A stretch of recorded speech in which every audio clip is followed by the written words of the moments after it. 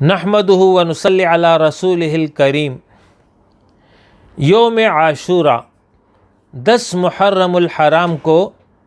اصطلاحاً کہا جاتا ہے۔ اس کی فضیلت سابقہ ادوار سے ہے۔ قریش اس تاریخ کو روزہ رکھتے تھے، غالباً ملت ابراہیمی سے ان تک یہ پہنچا ہو۔ نبی صلی اللہ علیہ وسلم نے اس کا اہتمام فرمایا اور صحابہ کو اس کا حکم دیا، اور پھر جب رمضان المبارک کے روزے فرض ہو گئے تو اجازت دے دی جو چاہے اس تاریخ کو روزہ رکھے، لیکن اس کی ترغیب بھی دی اور فرمایا کہ اللہ تعالیٰ سے امید ہے کہ یوم عاشوراء کا روزہ گزشتہ 1 سال کے گناہوں کا کفارہ بن جائے گا۔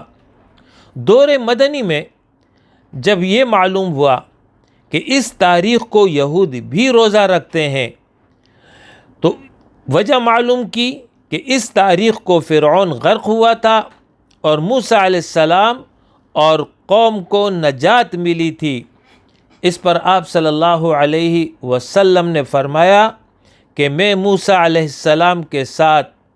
تم سے زیادہ تعلق رکھتا ہوں، لہٰذا اس دن کا روزہ آپ صلی اللہ علیہ وسلم نے بھی رکھا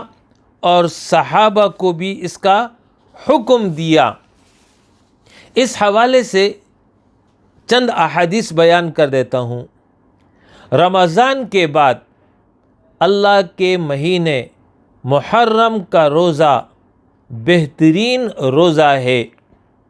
اور فرض نماز کے بعد رات کی نماز یعنی تہجد بہترین نماز ہے، یہ آپ صلی اللہ علیہ وسلم کا ارشاد ہے۔ حضرت عبداللہ ابن عباس رضی اللہ عنہما کا فرمان ہے کہ میں نے نبی صلی اللہ علیہ وسلم کو اس دن یعنی یوم عاشوراء اور اس ماہ یعنی ماہ رمضان کے روزوں کے سوا کسی اور دن اور کسی اور ماہ کے روزے کا اہتمام کرتے ہوئے نہیں دیکھا، اور آپ صلی اللہ علیہ وسلم نے عاشوراء کو باقی ایام پر فضیلت دی ہے۔ ابن عباس رضی اللہ عنہما کی ایک اور روایت میں ہے کہ جب رسول اللہ صلی اللہ علیہ وسلم نے عاشوراء کا روزہ رکھنے کا حکم دیا تو اس پر انہوں نے عرض کیا، اللہ کے رسول صلی اللہ علیہ وسلم، یہ تو وہ دن ہے کہ یہود و نصارہ اس کی تعظیم کرتے ہیں۔ تو رسول اللہ صلی اللہ علیہ وسلم نے فرمایا کہ اگر میں آئندہ سال تک زندہ رہا تو میں 9 محرم کا بھی روزہ رکھوں گا۔ یہ اور اس طرح اور متعدد روایات ہیں کہ جس میں آپ صلی اللہ علیہ وسلم نے خود تو 10 تاریخ کو روزہ رکھا تھا، لیکن آئندہ سال کے لیے یہ ارادہ فرمایا تھا کہ 1 روزہ اور اضافی یعنی 9 تاریخ کا رکھوں گا، لیکن آپ صلی اللہ علیہ وسلم اگلے سال کے آنے سے قبل دنیا سے رخصت ہو گئے۔ پھر صحابہ نے اس کا اہتمام فرمایا، اور پھر فقہا نے انہی احادیث کی روشنی میں یہ ضابطہ تحریر کیا کہ امت کو چاہیے کہ وہ صرف یوم عاشوراء کا روزہ نہ رکھیں بلکہ اس کے ساتھ 1 روزہ اور ملا لیں، یعنی 9 اور 10 یا 10 اور 11، تاکہ یہ مشابہت برقرار نہ ہو۔ لہٰذا یہ سلسلہ اسی ترتیب سے چلا آ رہا ہے۔ اب جب کہ ہر جگہ پر نہ یہود و نصارہ موجود ہیں اور نہ ہی جو ہے ان کا اس قسم کا اہتمام ہے کہ مشابہت ہو، لہٰذا علماء کرام کا اس حوالے سے یہ فرمان ہے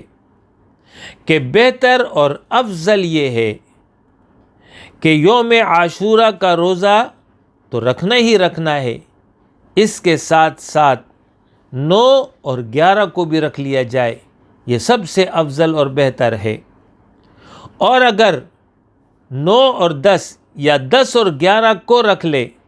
تو یہ بھی افضل اور بہتر ہے۔ لیکن اگر کوئی